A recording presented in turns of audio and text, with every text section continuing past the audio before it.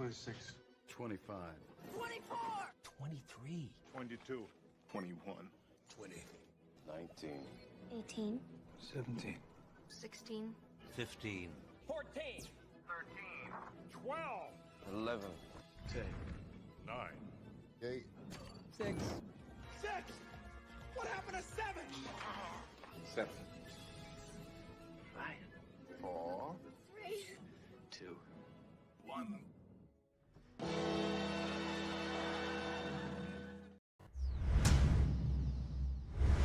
Yes, we are back. I know. 2 weeks without me. How could you it's horrible, isn't it? Okay, not so much for many of you, but I'm very happy to be back. Went on vacation with my wife because it's our 20th anniversary. 20 years, man. That's a lot. A couple of things I also want to say is also we're going to be starting our Bible studies for. We're going to start off with young adults, married couple, and upper level youth. And we'll send out tweets and stuff like that regarding that. But also, for my birthday, which was also yesterday, I bought myself something. And here it is. Oh. Yeah, there we are. I know. Yes. Yes, they are. But I got the entire set. I just want to get a shout out to Clownfish TV and Geeky Sparkles and Keenon for having this on their Kickstarter. It was really something. I wanted something unique. And being a pastor, oh my gosh, he's using the word. No, just tell the truth. It's what I always say. But without further ado, guess what time it is? Yes, we're going to hit the message, but I also want to tell you that our website is up, so head over to powerupchurch.org. Get the latest and greatest updates from all of us. Anything else I can think of that would actually annoy you before we get on to the message, which would probably still annoy you. No, I can't think of anything else, so here we go. I'm going to ask a very stupid question, and it's something a lot of you wouldn't expect from me, or for others for that matter, but you ever been broke? And I'm not talking about the tight budget broke. I'm talking about the digging through the couch cushions of, looking for coins broke. College broke. Now, I'm talking about standing in the grocery store, calculator in hand, wondering if you can afford the next pack of ramen, or even an extra pack for that matter. Some of us know that life all too well. And when you're in that space, the last thing that feels possible really is giving. You think, I can't give. I can't even cover my needs. And that voice creeps in. Generosity is for the wealthy. Generosity is for people with extra. But I'm going to flip this a bit. And let's look at it from a gaming point of view. Think about survival games. When you drop into the world, there's no hub. There's no stocked armory. No crates of gear. You don't spawn in with a diamond sword and full enchanted armor. You don't have the best weapons. You don't have the best gear. Basically, you spawn in with nothing. Maybe a stone pickaxe, or maybe a single loaf of bread, a med kit. Maybe it's just your fists.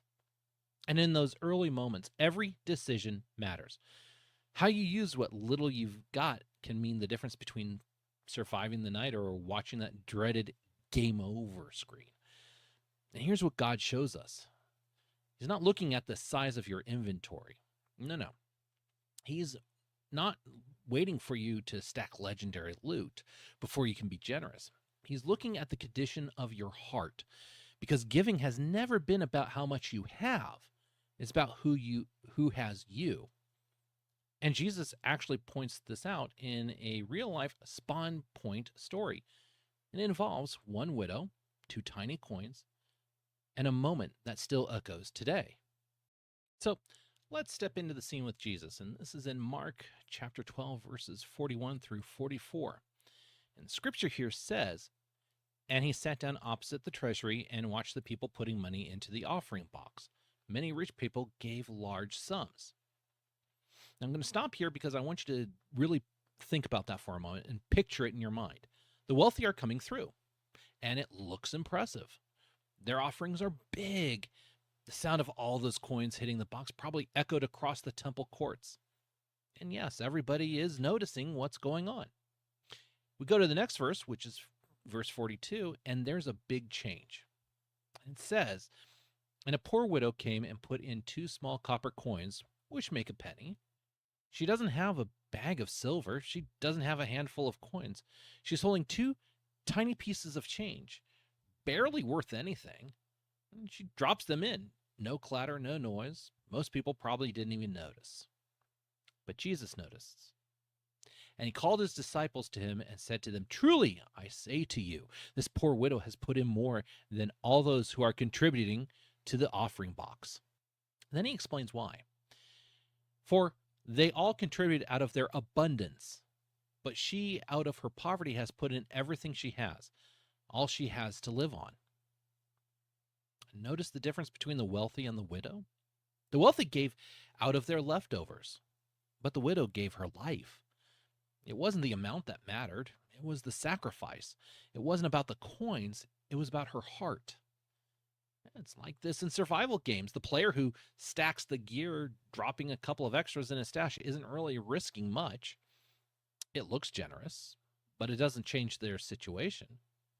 But the one with only a single healing potion and they pour it out for someone else, that's sacrifice, that's risk, that's trust. And that's why Jesus says she gave more.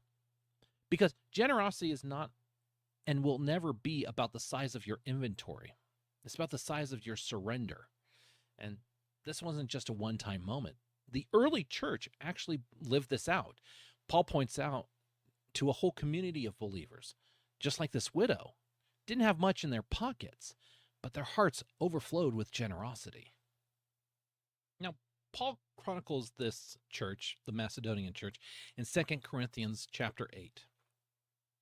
And he writes about a group of believers who lived this out. And he says, like I said, in 2 Corinthians chapter 8, verses 1 and 2, "We want you to know, brothers, about the grace of God that has been given upon the churches of Macedonia. For in a severe test of affliction, their abundance of joy and their extreme poverty has overflowed in a wealth of generosity on their part." They were in a severe test of affliction. Life wasn't easy for them. And Paul doesn't sugarcoat it. He says they were in extreme poverty. Not middle class, not tight budget, extreme poverty. And yet, what does he say? They overflowed with joy, and that joy led to generosity. And Paul continues, "For they gave according to their means, as I can testify, and beyond their means of their own accord." These weren't people pressured into giving. Paul says they chose it. They gave beyond what made sense. They gave more than anyone expected. And continue on to verse 4, begging us earnestly for the favor of taking part in the relief of the saints. And imagine that. People who barely had anything themselves were begging to be allowed to give. And they weren't trying to get out of it. They were pleading to stay in. Now, Paul wraps up this in verse 5, and this, not as we expected, but they gave themselves first to the Lord, and then by the will of God to us. And that's the secret right there. Before they gave a single coin, they gave their hearts. They gave themselves to God, and the generosity naturally flowed. And often you hear this phrase, God loves a cheerful giver. That passage is usually mentioned when it comes to giving, but there's more to it. Giving yourself in cheer and joy, basically our hearts, like the Macedonians, is the beginning. The Macedonians didn't give coin first, but their hearts. And the Macedonians is like being part of a guild in an MMO. While there are some players show up with legendary gear, others, again, thinking of the Macedonians mentioned in Paul, just bring a handful of basic supplies. But the mission only succeeds when everyone contributes what they have. The Macedonians didn't let their lack disqualify them from the mission. Didn't let their they gave what they had, and God multiplied it. Okay, so here's the real question. Why would the widow give her last 2 coins? Why would the Macedonian church give when they had nothing? Because they understood something we often forget. None of it was really theirs in the first place. Psalm 24 verses 1 and 2 says, "The earth is the Lord's and the fullness thereof, the world and those who dwell therein, for he has founded it upon the seas and established it upon the rivers." That means every resource, every paycheck, every talent, every coin in your pocket is already his. Deuteronomy 8:18 reminds us to, you shall remember the Lord your God, for it is he who gives you power to get wealth, that he may confirm his covenant that he swore to your fathers, as it is this day. Even your ability to work, to create, to earn, that's not something you built on your own. You went after the job on your own in many aspects. You went and got the skills on your own. But your ability to work, to create, to earn, that's not something you built on your own. That's something God entrusted to you, just as he entrusted with our ancestors. So giving isn't really about losing what's yours. It's about returning what already belongs to him. Think of it like borrowing gear from the guild bank in an MMO. You don't hoard what isn't yours. You use it faithfully for the mission. Now, hear me clearly. This isn't a transaction. Giving is not about trying to bribe God into dropping better loot into your inventory. The Bible doesn't promise that if you give $5, you get 50 back. What it does show us is that when we surrender what we have, God uses it to multiply impact. Not always your wallet, but always his mission. The widow's 2 coins didn't make her rich, but her act of faith became a story that still challenges hearts today. The Macedonians didn't suddenly move from poverty to prosperity, but their sacrifice fueled the relief of the saints and displayed God's grace to the world. When we give, the question shifts. What do we actually do with the little he's placed in our hands right now? Jesus gives us the principle in Luke 16:10. One who is faithful in a very little is also faithful in much, and one who is dishonest in a very little is also dishonest in much. Now, you've probably noticed we keep coming back to this verse in different messages, and that's not by accident. This isn't just a one-off line from Jesus. It's a foundation. Faith always grows in small steps before it shows up in big ones. Discipleship is built in the daily grind of the little things. Whether we've been talking about obedience, discipline, or now generosity, Luke 16:10 is the through line because it's the way God grows us. And when it comes to giving, this verse reminds us it's not about how much you have. It's about whether you're faithful with what you've got. Too many of us, myself included, have always waited for someday. Someday when I make more money, I'll give. Or the popular line, someday my prince will come. Someday when I have more time, I'll serve. Someday when my life is easier, then I'll step up. But here's the truth. If you won't give when it's small, you won't give when it's big. If you won't be faithful with 2 coins, you won't suddenly become faithful with 2,000. That's why God calls us to start small. Start now. Don't wait for your inventory to be stacked. Use what is in your hands today. That could look like giving financially, even if it's a small amount, because it's not about the size of the gift, it's about the trust behind it. It could look like giving your time. Maybe it's an hour serving someone, helping a neighbor, encouraging a friend. It could look like giving your words, speaking life into someone who's discouraged, reminding them that they matter, reminding them God sees them. In gaming, every XP point counts. Every quest log matters. Even the tiniest mission helps you level up.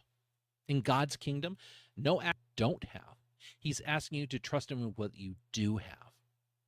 And to help make that real, I want to put this in front of you as a challenge. Not just something to think about, but something to live out this week. Because generosity can't live in our heads, it's got to show up in our lives. The best way to grow in it is not by waiting for the big moments, but by grinding faithfully in the small ones. This week, I want you to think of generosity like a quest log. Pick one act, one way to live this out, one mission that says, God, I trust you with what I have. Let me give you some examples of what quests you can have this week. Coins, give financially. Don't overthink the amount. Give something, even if it feels small. Remember, the widow's 2 coins changed the story. How about cooldowns? Give your time. Take an hour to serve someone. Help a coworker. Volunteer. Call someone who's isolated. Time is valuable, and offering it is generosity. How about buffs? Use your words. Just like a wizard or even a bard can buff your character, speak encouragement into someone's life. Send that message. Make that call. Look someone in the eye and remind them of their worth. How about a guild help? Share what you have. Maybe it's a meal. Maybe it's a ride. Maybe it's just showing up when someone needs you. Even presence is generosity. So pick one. Don't try to grind them all at once. Just start with one. Because generosity grows by practice, not by promise. And here's the key. When you do this, don't just check it off your list. Pause, pray, say, God, I'm offering this to you. That's when an ordinary act of kindness becomes worship. That's when a tiny gift becomes kingdom impact. Because at the end of the day, generosity isn't about how much leaves your hand. It's about how much of your heart is in it. Here's my final thought on the whole thing. Generosity has never been about the size of your inventory. It's not about waiting until you've got a legendary loadout. It's about trusting God with what already is in your hands, even if it feels like nothing. Survival games teach us this. You don't start with much. You spawn with almost nothing. But it's not the gear that determines your survival. It's the choices you make with what little you've got. Every tiny move matters. Every early decision sets the tone for the journey. That's what Jesus saw in the widow. That's what Paul saw in the Macedonians. And that's what God wants to see in us. Not people who wait until their inventory is stacked, but people who trust him at the spawn point. And let's be clear, this isn't about buying blessings, like I've said. This isn't about putting in 2 coins so God drops rare loot into your chest. This is about trust, about worship, about saying, God, I know this came from you in the first place, so I'm giving it back to you. Your 2 coins may not seem like much. Your hour of service may feel very small. Your encouraging words may feel insignificant. But in the hands of the one who owns the whole map, those little things are never wasted. They can fuel his mission. They can change lives. They can charge the core. So don't wait for someday. Start small. Start now. Because in God's kingdom, every act of generosity is logged. Every step counts. And one day, when you look back, you'll see how your tiny offering wasn't tiny at all. It was part of something eternal.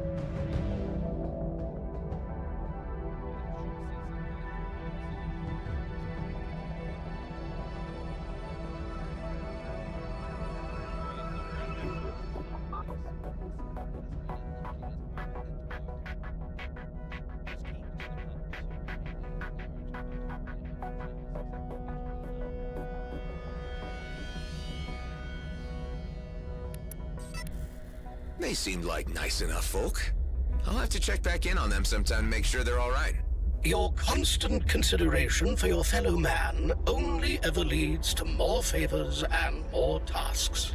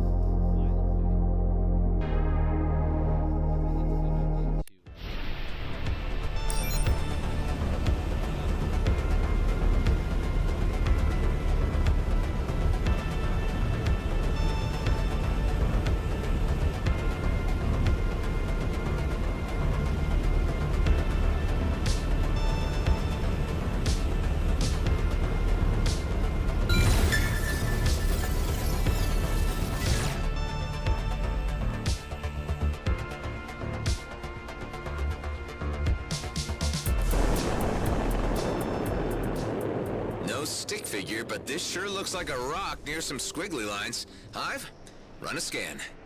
I detect several abandoned camps of varying antiquity, but no humanoid life signs. Hey, Maddox, you read me? What is it? Are you sure Eduardo would have survived out here on his own? You questioning a fleet marine's ability to weather any environment, son? If he left camp, he had a good reason. He's out there. Just track him. All right, let's see if we can find out what happened to him. These skeletons sure are impressive. Is there anything you can tell me about them, Hive? They belong to a species named Cetacea orthoriensis, commonly referred to as leviathans. They are believed to be extinct. However, a handful of sightings have been reported around gas giants in the Kait Nebula. These sightings have been discredited due to the unreliable veracity of the claims and are regarded as folklore. I guess the squiggles on Maddox's drawing are supposed to be the skeletons. I'm no art critic, but this needs a lot of imagination. I am detecting an encrypted signal from within their subspace range. It could be from the person you are seeking, but we must locate its transmission point to read it properly. Okay, subspace. And what do we need to do? Simply locate and approach the signal origin.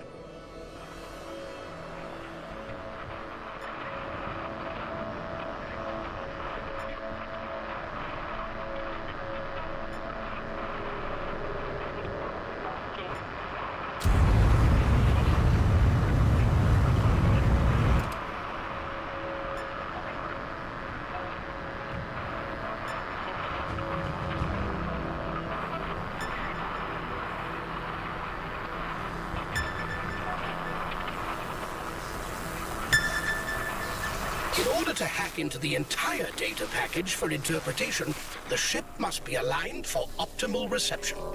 Let's try it out.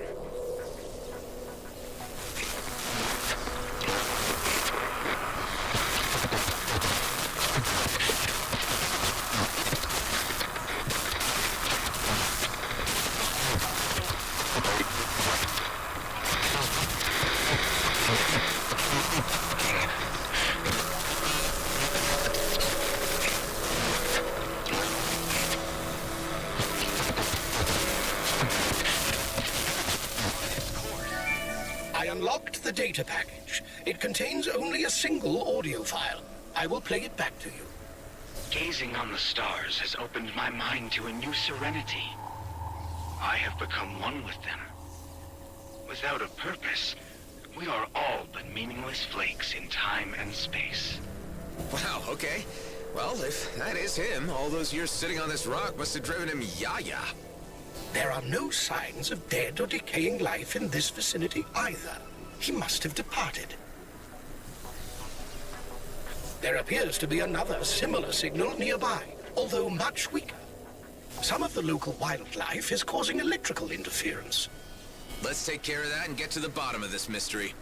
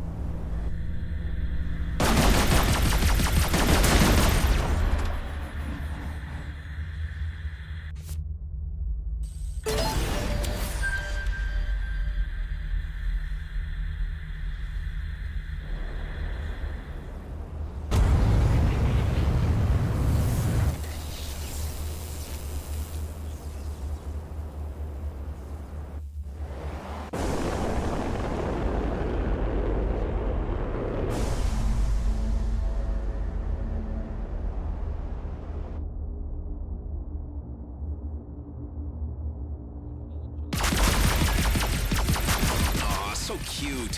Sorry, little dude. Shouldn't these guys be in water? The Medosauria filter gas and trace nutrients from particles in the nebula for sustenance. How they adapted to thrive in this extreme environment is a fascinating feat of evolution.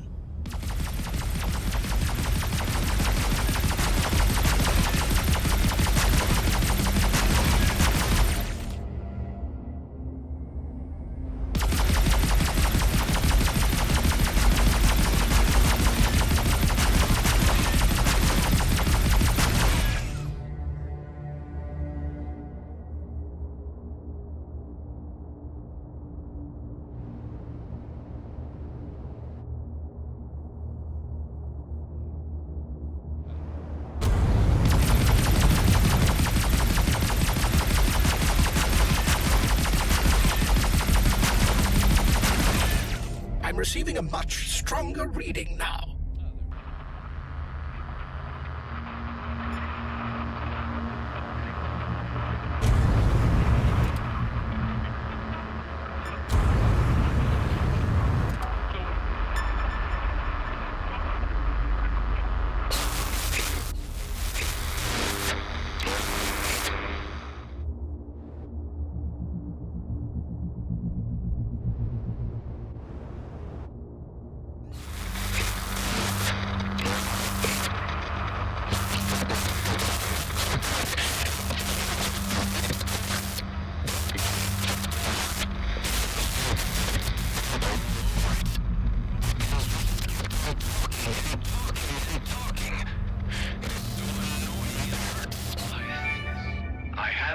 And I am patient.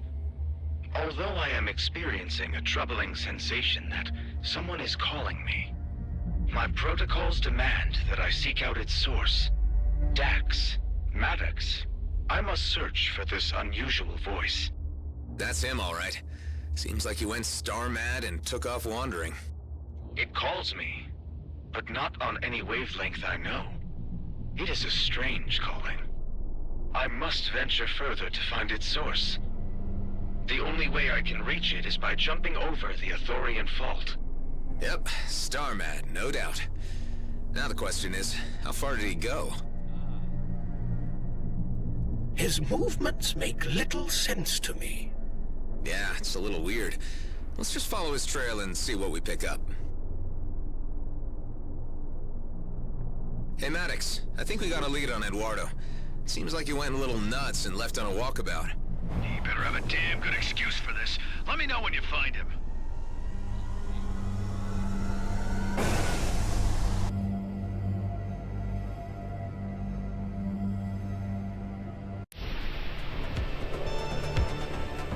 What is this subspace anyway, and how are signals seeded in it? Specific data can be written to and read from subspace, working as a limitless, non-physical, and timeless data storage that exists everywhere and anytime in the universe. Sounds plausible.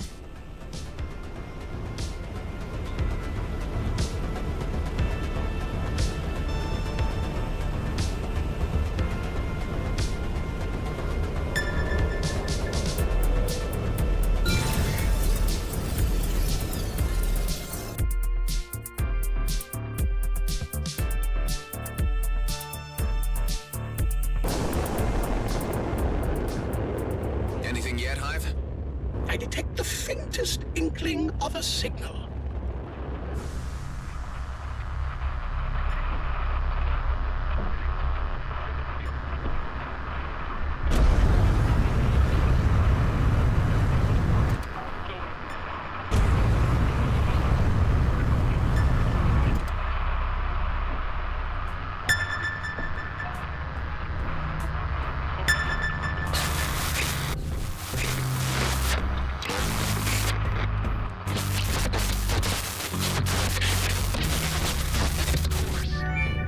Traversing the expanse is proving difficult by bouncing between the asteroids alone. I have eliminated the local flora and fauna as the source of the call, and now must fashion a means to move myself closer to the source. Okay, so he seems determined to find something. Another signal. Good. I was starting to worry we'd lost the trail.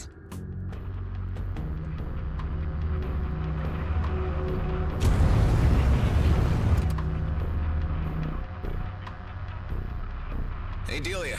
How's the situation back on base? Well, Maddox certainly is a handful, and he won't shut up about being awful rich soon. I'm considering using one of those tranquilizer darts on him. Sounds like you have things under control then.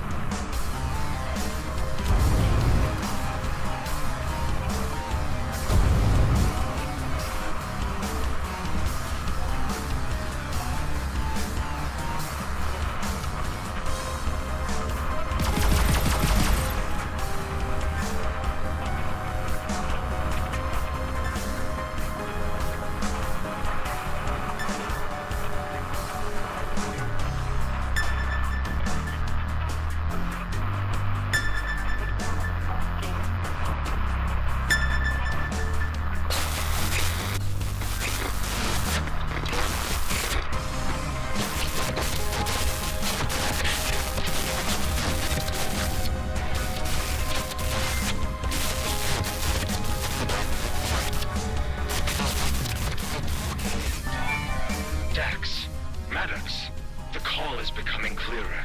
I am on the right track. Its algorithms are a thing of beauty. I must find its source and unlock its true meaning. What was he picking up that we aren't? I sure hope he didn't walk himself into a trap. What if it was one of these megafauna luring prey? Impossible to conjecture until we reach the end of this path. Yet another signal. I'm sensing, Hive, that you are as fascinated by this mystery as I am. My curiosity nodes are indeed tickled.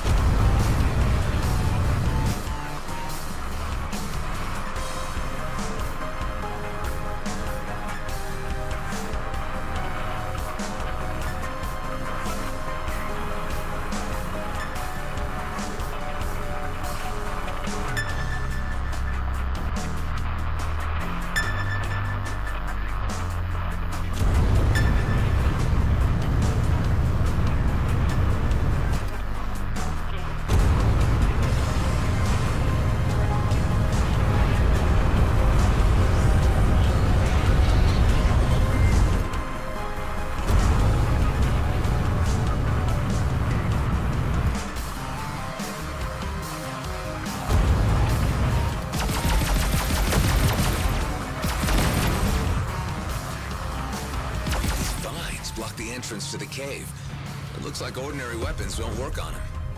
There must be something around here that I can use to get rid of him.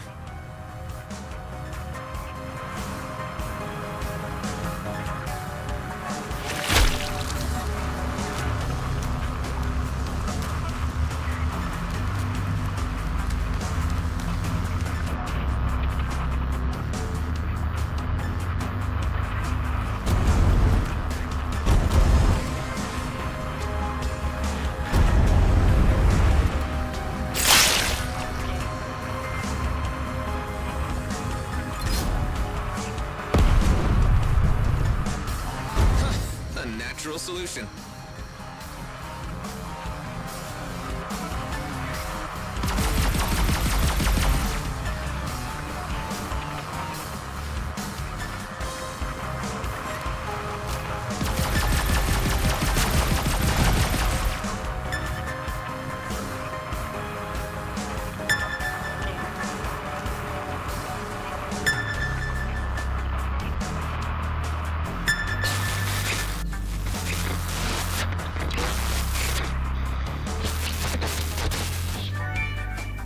So close.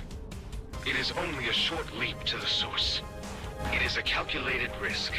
Although I believe my trajectory can bring me closer by way of Shabar Tower, if my velocity remains consistent and the gravitational pull taken into account. This Eduardo must have an inhuman mind for astrophysics. If he calculated one wrong digit, he would be spinning endlessly in space. Yeah, well, let's hope he was able to work it out accurately. Let's take a closer look at this Shabar Tower. It is registering as an ancient structure.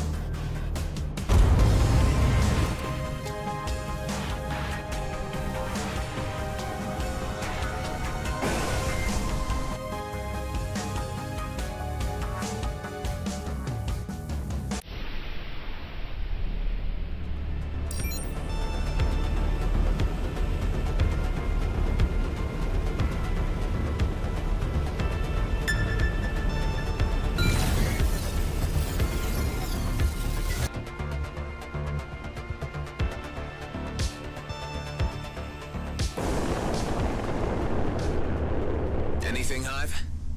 I detect nothing of Eduardo, nor a following message from him. Although I am experiencing a high level of interference from the adjacent structure. That might be the problem. Let's go in and see if we can silence it.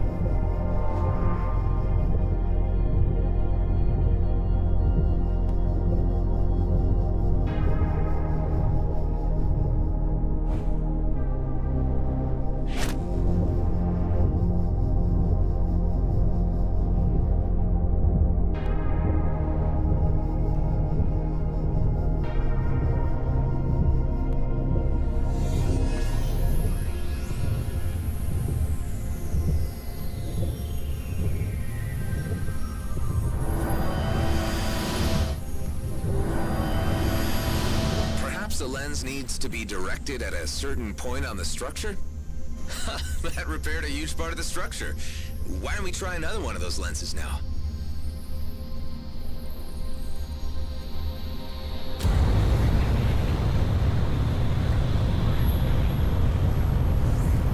Maddox, I still haven't found Eduardo, but I'm certain I'm closing in. You better pick up some speed, boy. You have no idea how time-sensitive this whole thing is. Your crewmates have caught wind about the job. Not sure if I was talking in my sleep or just drunk. Okay. Yeah, well, now they're asking too many questions, and I don't like it. I've waited too damn long, and I'm only getting older. Barely have enough time left to spend it all. Look, I sympathize, Maddox, but we've all been waiting a hell of a long time to get out of this hellhole of a DMZ. And if what you say about the job is true, there's enough wealth to spread around. Payday is coming. Just get Eduardo.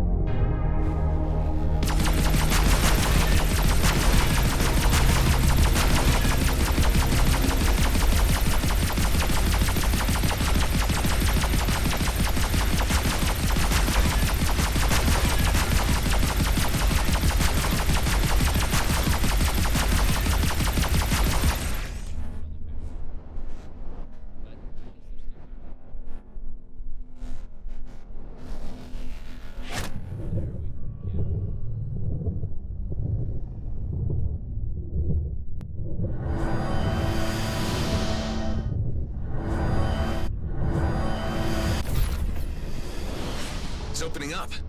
I detect a multitude of ancient entities being released. At the calculated rate of travel, they will spread throughout the entire cluster. Oh, scrap. I just opened Pandora's box. One of the wardens appears to be honing in on you. I suppose I shouldn't expect gratitude for setting them free.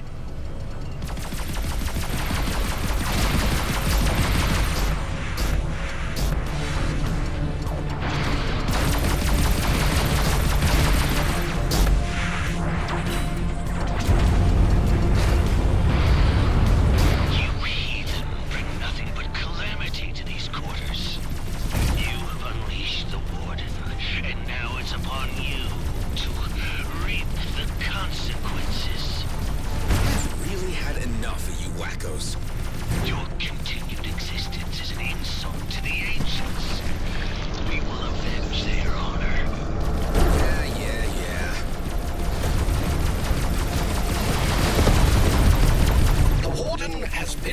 completed. Those Redeemers need to understand that the Wardens are not divine beings, but vicious spooks.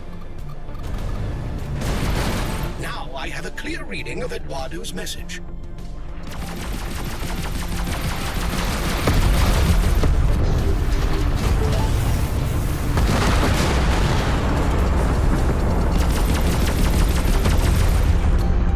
Good riddance. These maniacs are becoming quite a pain in the ass.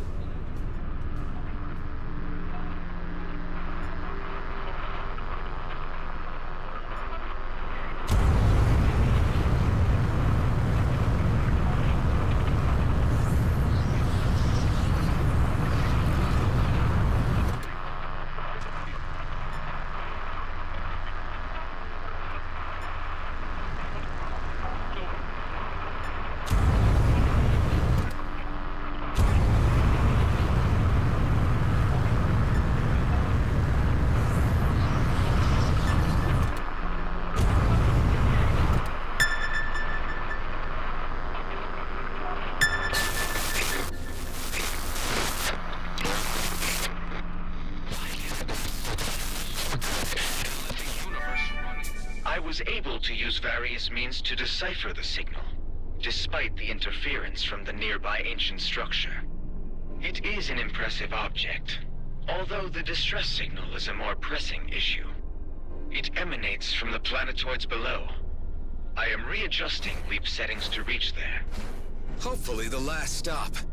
I can confirm that Aethel 1 is a planetoid with a breathable atmosphere.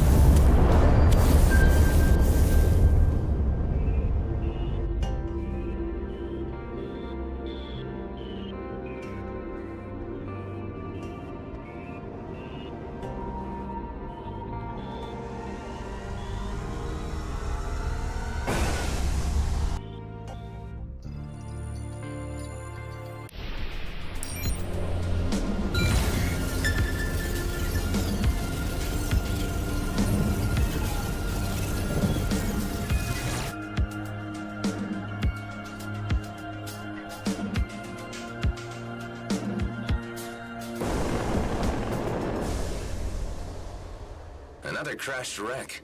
The vortex has certainly taken its toll. I must inform you that this is not any crashed wreck, but the CEV Nordborg. Disguised as a colonial exploration vessel, it was used during the war to move experimental weaponry through the belt grades. Experimental weaponry, huh? Even in its current state, it appears to be protected by some kind of disruptive signal, and a very unusual one at that. Unusual in what sense? It is like nothing I have ever encountered. And damn it, Hive, pull yourself together. Hive. SOS. This is Commander speaking. The frequent jamming my... Require a tow. It's jamming my AI too. Do you know how to deactivate it?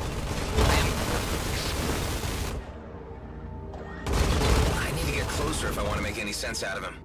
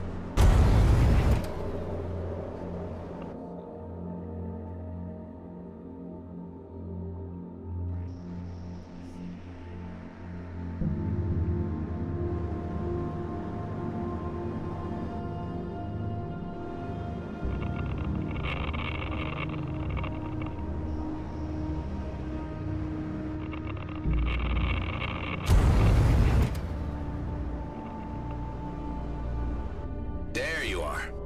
Please, I need someone to pull me out. The noise is killing me. What noise? Ugh, it is splitting my skull. Okay, hold on. I got you.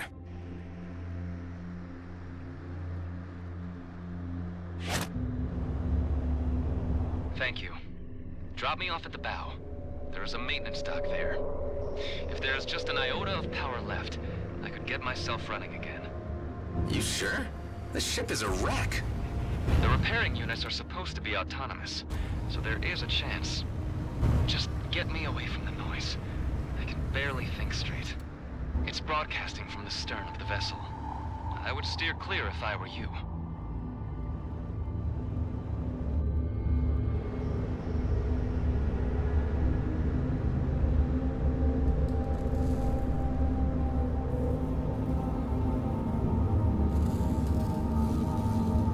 There you go. Is the signal still messing with you? No, it is gone. I think I will be fine now. Good, because this is all I can do for you. Good luck with patching yourself up. I'm out of here for now. Need to get my AI rebooted. I just need some peace. The signal is definitely protecting something. Maybe I should pay a visit to Fallon Pango. He might know how to protect Hive from that jammer.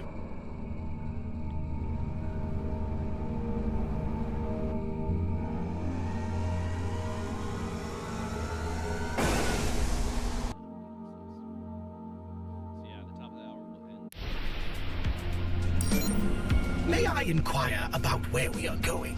Thanks, Sol, you're back. A remarkably powerful jamming signal interfered with my systems. Next time, we're not going in unprepared. Fortunately, I might just know the right guy for this. The way you are phrasing this leads me to expect the worst.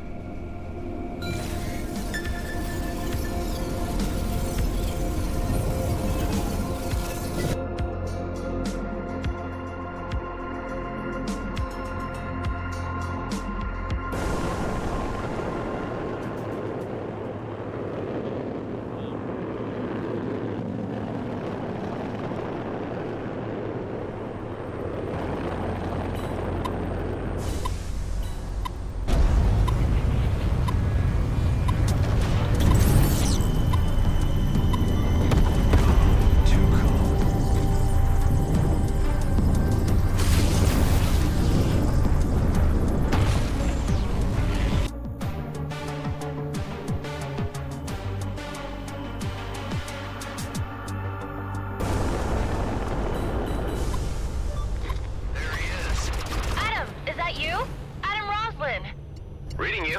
Hey, Imogen. I'm so glad I reached you. I wanted to thank you again for all you have done for us. How's your father? Were his people able to do anything for him? Yes. In fact, that's why I'm calling. He's awake and full of new ideas. And he has made some kind of breakthrough about the Redeemers. Okay, interesting. Look, do you think you could pay us a visit? On Avon Rest? My father would like to meet you himself, and we'd like to make a proposition. Well, I am curious. I'll swing by when I can. Thanks so much. I'll see you then.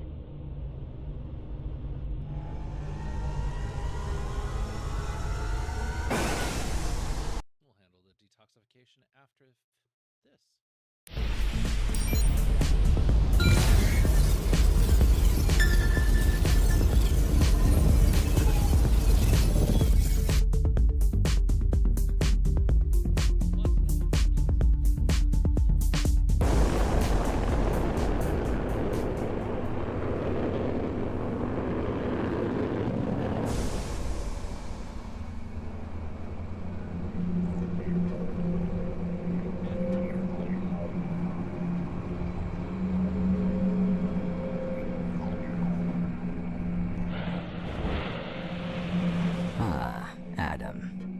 pleasant surprise. Is it? A surprise, I mean? You got me there. My radars registered you quite a few times between the smuggling gate to Zarkov and here. What I do not yet know is, to what do I owe this pleasure? I need something to better protect my AI from disruptive frequencies. You possess a hive, if I'm not mistaken. Which is interesting because hive units are usually fairly robust. What kind of interference are we talking about? Don't know. We ran into it while sweeping a capital shipwreck in Zarkov. May I have a look at your output log? Hive, is it safe to show him our log? Of course not. However, I do not know why he asks permission when he downloaded the entirety of our log the moment we docked. Figures. I must say, these readings are quite intriguing. Luckily, I happen to have just what you need. Feel free to install this module. It is completely on the house, and to celebrate our new friendship, I've removed all spyware and malware, just for you. I can confirm this. After running an assortment of tests on the module, I cannot identify any malicious strings. There's gotta be a catch. The catch is that, should you ever return to the area in question, I would kindly ask you to gather more data for me. What was the name of the capital ship again? I don't know. Just some random wreck as usual. I see.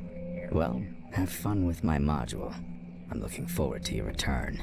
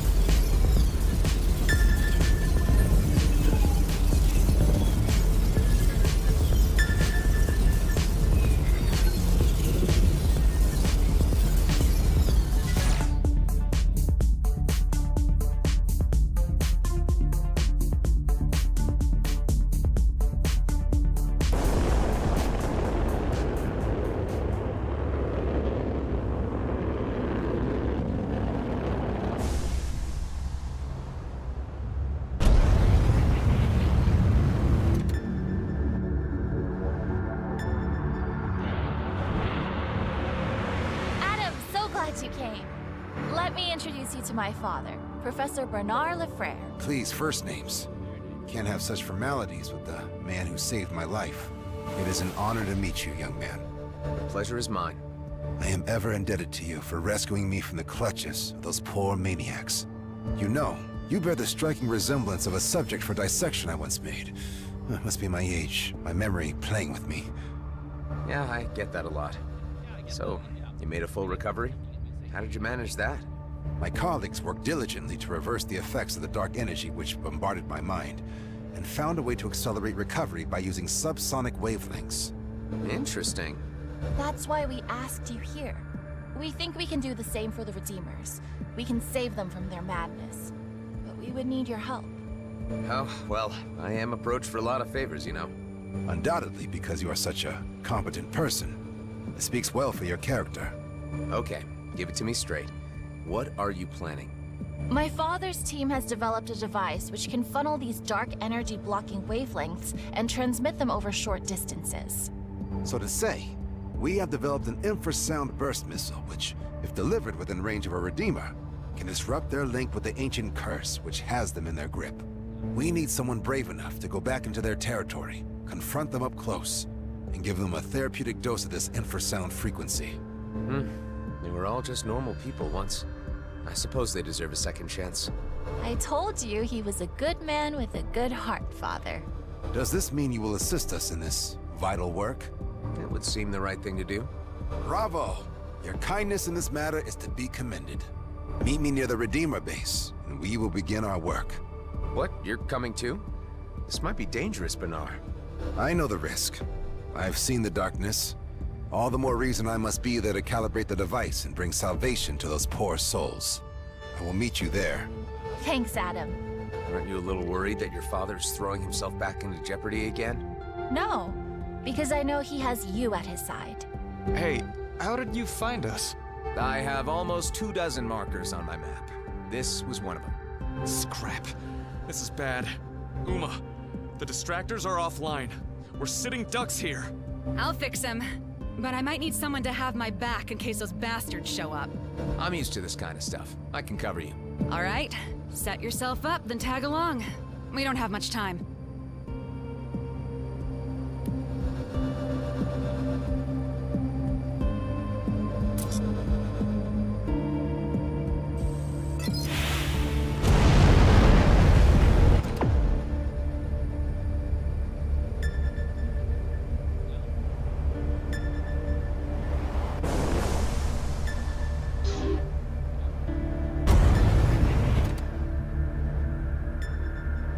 They're here. I'll repair the distractors while you hold them off. Got it.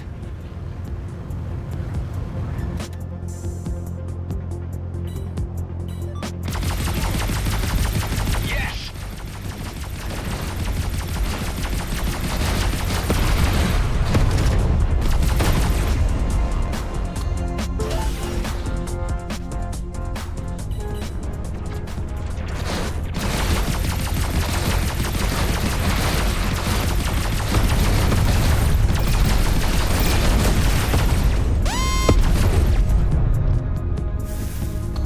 First one's up.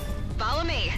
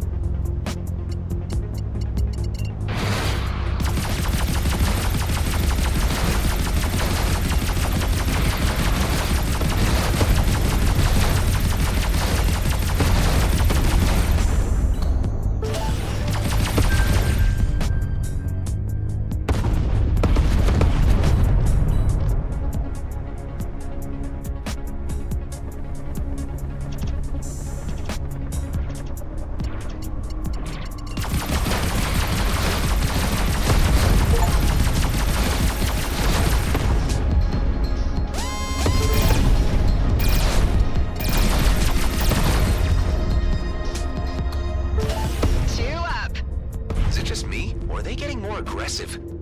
They've been trying to pin us down for a while. They won't wait for another chance.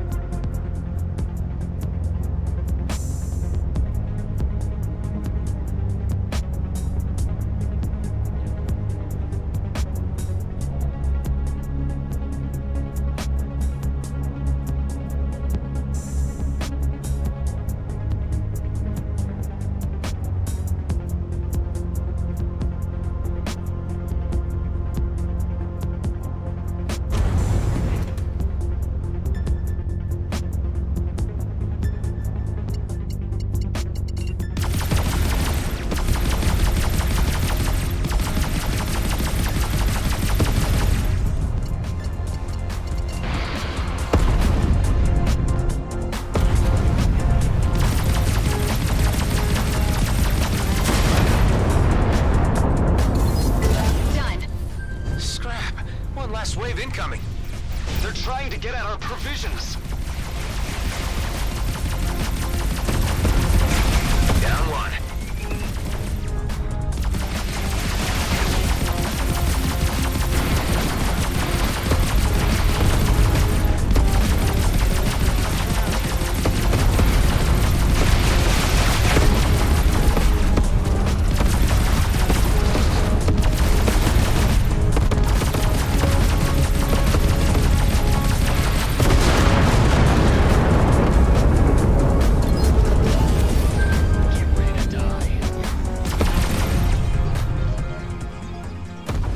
That's it. Thanks. Let's meet in the hangar.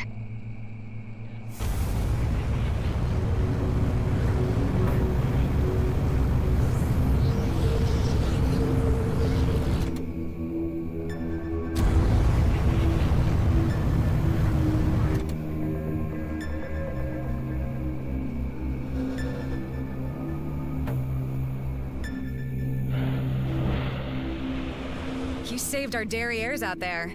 Pay him well, Tico. He deserved it. Here. Does this account for your trouble? It's more than enough. If there is anything else we can do, we gave your ship clearance to bypass the distractors. Feel free to come back anytime.